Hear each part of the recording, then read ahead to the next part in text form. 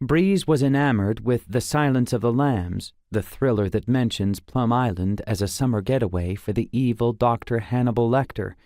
He actually decorated his office with a life-sized cutout of the cannibalistic Dr. Lecter. Breeze's next move seemed like a page right out of Thomas Harris's novel.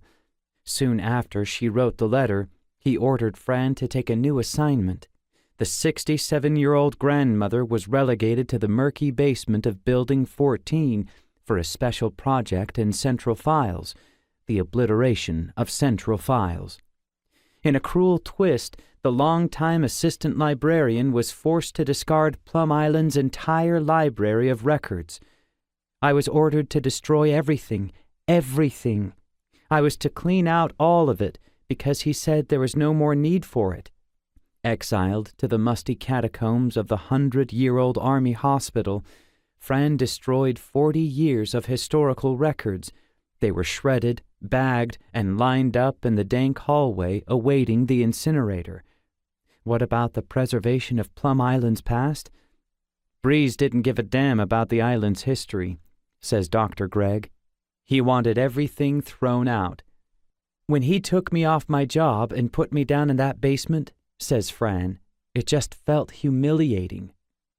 Barely finished with bagging the shredded records, she was transferred again to the telephone switchboard in the guardhouse. While trying her best to handle her new responsibility over the next 2 months, Fran became gradually lethargic and had to be hospitalized. Her doctor diagnosed her with bilateral severe maxillary sinusitis. She was unsure of the cause of that condition. The otherwise healthy Fran had never before felt tightness in her chest and sinus pain, until a scientist checking in with her after her hospital stay put his finger on it. Unknowingly, Fran had been inhaling insidious formaldehyde vapors seeping into the switchboard room. When notified of this, Plum Island's brass had the solution. She was transferred to the rusted, corrugated steel warehouse at the harbor to chug around on a grimy forklift and record inventory. Physically weakened and mentally drained from the abuse, Fran Demarest quit her job. I took my retirement, she prefers to say with pride. She wasn't surprised by the antics. She had predicted them when she wrote her letter.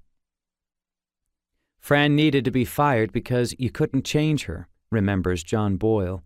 Fired or transferred into some other job where she wasn't involved in everybody's business.